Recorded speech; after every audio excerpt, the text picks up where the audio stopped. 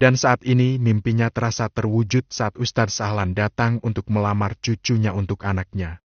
Itu sudah membuat Pak Arga seolah mimpinya dan mimpi Hulia jadi nyata. Jika Hulia tak bisa bersatu dengan Ahlan, setidaknya putrinya yang menikah dengan putra Ustadz Sahlan. Itulah perkataan Hulia sebelum akhirnya menghembuskan nafas terakhirnya. Alhamdulillah, kalau begitu sepakat saja kita langsung tentukan waktu, tanggal, dan hari pernikahan untuk Ahal dan Dea 2 minggu lagi. Apa? Pekik Dea, refleks. Jelas sekali raut keterkejutan di wajahnya.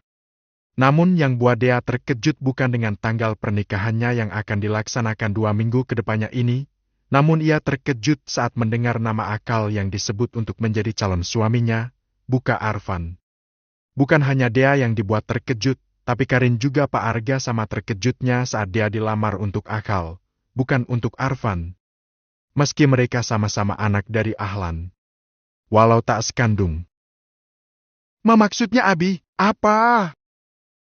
Dia memberanikan diri untuk bertanya, saat tak kuasa menahan gejolak hatinya yang meronta-ronta minta penjelasan dari apa yang diucapkan oleh Ahlan saat menyebut nama pria yang akan menjadi calon pengantin pria dia. Kenapa, Nadia? Tanya Helwa yang menangkap raut keanehan dari dia. Helwa perhatikan dimulai sejak Ahlan menyebut nama Akal. Kamu tak setuju dengan perjodohan ini. Maaf ya, Umi memang tak sempat memberitahumu. Umi pikir kamu akan dengan mudah menerima perjodohan ini sama seperti halnya ketika Akal mau menerimanya. Lanjut Helwa. Jadi benar, tadi itu yang dia dengar tidak salah, bahwa Umi sama Abi melamar dia untuk Akal, bukan untuk Arfan. Tanya Dea dengan tangan mulai berkeringat dingin. Iya nak, betul kami kemari untuk melamar nak Dea untuk Akal bahkan untuk Arfan. Kali ini Farah yang menyahuti. Dea tercengang sambil menelan saliva mendengar penuturan Farah. Farah menatap perubahan raut di wajah Dea. Ada rasa kasihan pada Farah untuk Dea. Farah tahu gadis yang dilamar dirinya malam ini untuk Akal sebenarnya adalah wanita yang sudah terlebih dahulu yang akan dilamar Arfan. Namun Akal terlebih dahulu menerima perjodohan Helwa. Farah juga masih heran, apa yang membuat Akal tiba-tiba mau menerima perjodohan antara dirinya dengan Dea. Padahal sebelumnya semua orang tahu kalau Akal bersikeras menolak perjodohan ini. Dea mengusap sudut matanya yang sedikit berair. Entah mengapa tiba-tiba Dea merasa dikhianati oleh Arfan. Dea tak mengerti sebenarnya apa yang telah terjadi pada Arfan. Dea masih bertanya-tanya, mengapa tega Arfan membohongi dirinya. Arfan yang memberi janji namun orang lain yang menepati. Ke-52, saling menolak. Aku ingin meluruskan kesalahpahaman ini pada Abi Ahlan dan Umi Helwa kek. Ucap Dea saat kepulangan rombongan Ahlan dari rumahnya. Yang mau melamar Dea itu, Mas Arfan, bukan Ahal. Dea tampak resah memikirkan acara lamarannya tadi. Ditambah lagi kesal, sebab Akal, pria yang lebih muda 4 tahun itu yang akan jadi imamnya. Jangan pernah melakukan itu, Dea. Cegah Pak Arga. Tapi kek, kamu tidak percaya sama Ustadz Sahla? Pak Arga menatap cucunya tersebut. Jika kamu gak yakin, tapi kakek yakin. Tidak mungkin Ustadz Sahla tidak memberikanmu yang terbaik, De. Apalagi kamu sempat menjadi anak angkat yang begitu Ahlan dan Helwa sayangi. Jadi mustahil rasanya Ustadz Sahlan memberikanmu pada laki-laki yang tak tepat. Dea bergeming mendengar ucapan Pak Arga. Sudah, siapapun yang menjadi suamimu, yakinlah itu yang menjadi terbaik untukmu. Nasihat Pak Arga. Tapi sejauh yang dia tahu, Akal itu nakal kek. Jangan memvonis perilaku seseorang hanya dari apa yang kau dengar, De. Tapi nilailah seseorang dengan apa yang kau lihat, sebab yang kita dengar belum tentu sama dengan apa yang kita lihat.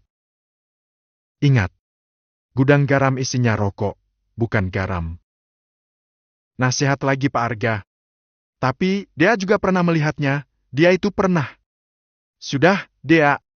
Kakek yakin sekali dengan Akal. Dia itu putra Ustadz Sahlan, sifatnya tidak akan beda jauh dengan ayahnya. Kakek percaya, jika Ustadz Sahlan sendiri dengan menikahkan Akal putranya, daripada Arfan, apalagi kakek.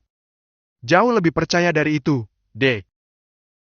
Lagi-lagi Pak Arga selalu menyangkal tentang keburukan akal yang ingin dia lontarkan. Andai waktu itu kakek disuruh memilih pria yang patut kamu cintai, antara Arfan dan akal, sudah pasti kakek memilih akal. Ucap Pak Arga. Suatu kebanggaan bagi kakek dengan memberikan putra kandungnya sendiri pada kamu, Dek. Ucap Pak Arga. Seharusnya kamu merasa beruntung, sebab dipilih Ustadz Ahlan langsung untuk menjadi istri dari putra kandungnya. Lanjut Pak Arga. Kenapa? Tanya dia. Sejenak Pak Arga terdiam, dengan pikiran yang ingatannya menerawang jauh ke masa yang lalu. Yaitu saat dirinya begitu terobsesi untuk menjadikan Ahlan sebagai menantu, suami dari Hulia, namun Allah tak mengizinkannya. Allah lebih memilih Helwa untuk menjadi pendamping dari pria soleh tersebut. Maka dari itu, sekarang saat Ustadz Ahlan datang melamar dia untuk dijadikan menantunya, entah itu kesalahpahaman atau apa, Pak Arga tak peduli. Intinya saat ini Pak Arga sangat senang, sebab yang akan menjadi suami dari dia, anak Hulia adalah putra asli dari Ahlan, keturunan darah daging Ahlan. Dan Pak Arga sangat yakin dengan pilihan dengan Afal, putra Ustadz Ahlan. Sejauh Pak Arga mendengar cerita tentang keburukan akal, ia tak sepenuhnya percaya. Dia mendongakkan wajahnya saat mobil Arfan tiba di parkiran kampus. Dia memang sengaja menunggu kedatangan Arfan untuk mengajaknya bicara. Arfan sempat kaget saat turun dari mobil melihat dia, namun tak berlangsung lama, sebab Arfan segera mengukir senyum, berusaha menyembunyikan keterkejutannya. Jujur saja, Arfan belum siap untuk bertemu dengan dia, apalagi setelah pernikahan dia dan akal sudah ditentukan 1 minggu lagi. Mas? Panggil dia, lirih. Dadanya agak bergemuruh. Sekilas Arfan melirik dia. Iya. Jawan Arfan tak kalah lirihnya. Dia terdiam sejenak, sambil merangkai kata-kata pertanyaannya akan dilontarkan untuk Arfan. Iya, kenapa? Nada pertanyaan Arfan terdengar dingin, membuat dia mengernyitkan alisnya dan praduganya mengenai Arfan telah punya wanita pilihan lain semakin kuat. Secepat itukah perasaan Mas Arfan berubah, hingga melempar bukti janji Mas Arfan sendiri ke orang lain yaitu Ahal? Dia menatap Arfan dengan tatapan menghunus. Giginya gemeretak menahan kesal, namun tak bisa dia lampiaskan. Tidak seperti itu, Dea. Apa? Mas Arfan sudah menemukan wanita yang lebih dari segalanya, hingga mencampakkan aku begitu saja, Suara Dea sedikit bergetar, berusaha menahan agar air matanya tak sampai menetes membasahi pipinya.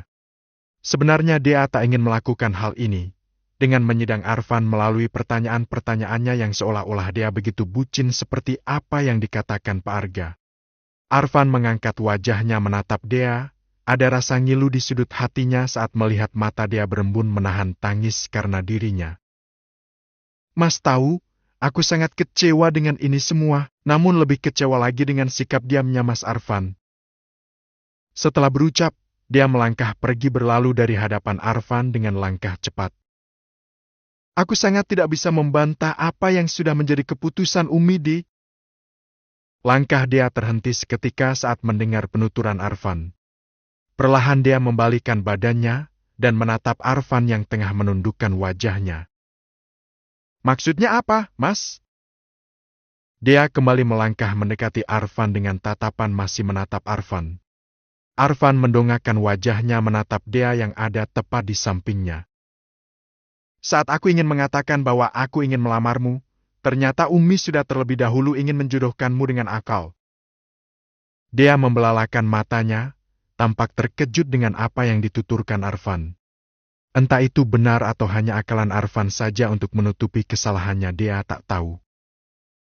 Mas Arfan tidak bohong kan? Demi menutupi kesalahan Mas Arfan sebab tak bisa menepati janjinya? Tanya dia. Mas Arfan bukan karena sudah mempunyai pilihan gadis lain kan, hingga mengatakan alasan ini? Dia masih tak percaya. Arfan menggelengkan kepalanya pelan, namun pasti. Untuk apa, Deh, di sini akulah yang paling kecewa dengan keputusan Umi, namun aku tak bisa berbuat banyak. Aku berhutang budi banyak sama Abi dan Umi Helwa, karena itulah aku tidak bisa melihatnya kecewa karena keegoisanku yang... Lalu aku gimana, Mas? Potong dia cepat. Apa? Mas Arfan tak pernah sedikit pun memikirkan perasaanku akibat semua ini. Aku kecewa, Mas.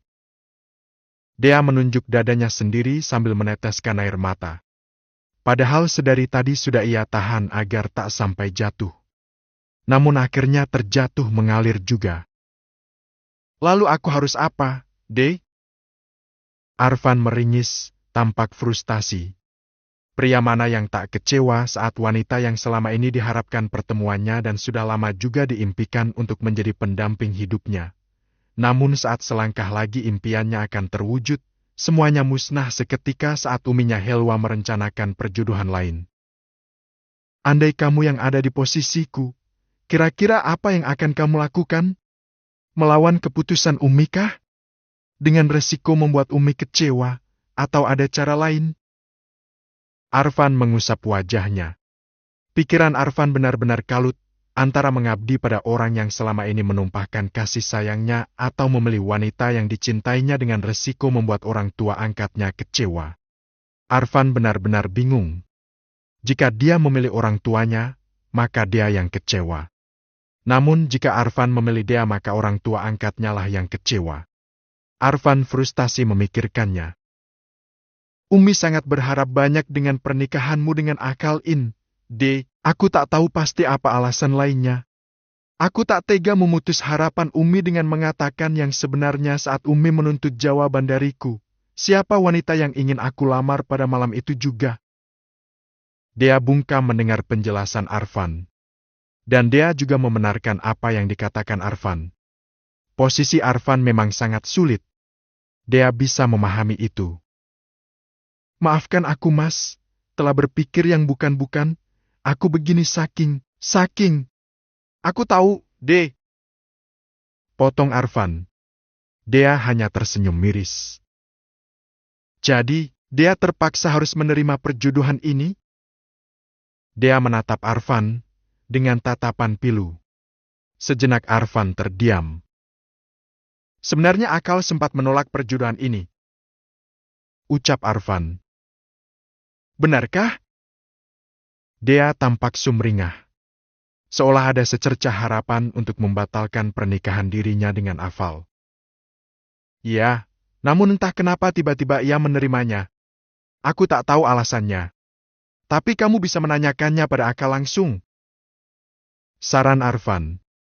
Sejenak dia terdiam, namun selanjutnya ia mengangguk. Aku perlu bicara. Dia menghampiri Akal yang tengah duduki di kursi dalam ruangan musik kampus. Dia tak peduli meskipun di situ ada Nihel, kekasih Akal. Dia terus melangkah hingga tiba di hadapan Akal. Dia melipat tangannya di dada sambil menatap tajam. Bicara apa? Pernikahan? Gak penting. Sinis Akal membuang pandangannya ke sembarang arah sambil tangannya terus memainkan gitar kembali. Kalau nggak penting, terus ngapain kamu menerima perjodohan ini? Dia mengangkat sebelah alisnya. Maaf ya, kayaknya aku perlu keluar dulu. Nihel yang merasa tak nyaman dengan pembahasan yang akan dia dan Akal bicarakan segera berdiri untuk keluar. Namun dengan segera Akal menahan lengan Nihel. Nihel menoleh dan tersenyum. Gak apa-apa, selesaikan dulu masalah kalian. Aku tunggu di luar dulu ya, Fir. Fir adalah panggilan khusus dari Nihel untuk Akal, yang diambil dari nama Akal sendiri, yaitu Firdaus. Setelah dapat persetujuan dari Akal lewat anggunnya, Nihel melanjutkan langkahnya. Katakan, apa alasanmu menerima perjodohan ini? Akal menyimpan gitarnya, lalu berdiri mensejajari Dea yang tinggi Dea hanya sebatas bahu Akal, hingga mengharuskan Akal harus menundukkan wajahnya saat menatap Dea. Gak usah kegiran, aku menerima perjodohan ini bukan berarti aku mau atau suka sama kamu, gadis model kayak kamu. Akal tersenyum sinis. Kamu pikir aku juga mau sama kamu? Dengar ya, malam itu yang kuharapkan adalah lamaran Mas Arfan, tapi entah kenapa saat disebutkan Abi Ahlan malah kamu. Aku juga tidak mau sama kamu, ucap Dea juga dengan sengit. Kamu pikir aku mau sama kamu? Ingat aku sudah punya Nihel, gadis impian. Akal tersenyum sinis sambil kembali membuang pandangannya dari Dea, seakan tak suka memandang dia lama-lama. Sama, aku juga punya Mas Arfan, ikuan jempolan, balas Dea. Jadi aku menolak perjodohan ini. Lanjut Dea. Kalau begitu batalkan pernikahan itu. Akal kembali menatap Dea dengan tatapan menantang. Ya kamulah. Siapa suruh jawab mau sama Abi dan Umi? Kalau gak, kan mereka gak bakalan datang ke rumahku buat melamarku untuk kamu. Sekak Dea. Lalu siapa suruh juga kamu mau saat Abi dan Umi datang melamarmu untukku? Akal balik menyekak Dea. Akhirnya dia bungkam, tak tahu lagi mau membalas kata-kata Akal. Terserah kamu mau bilang apa aja, yang jelas aku gak mau menikah sama kamu, jadi tolong hentikan pernikahan ini sebelum terjadi. Tandas Dea. Aku juga udah nikah sama kamu.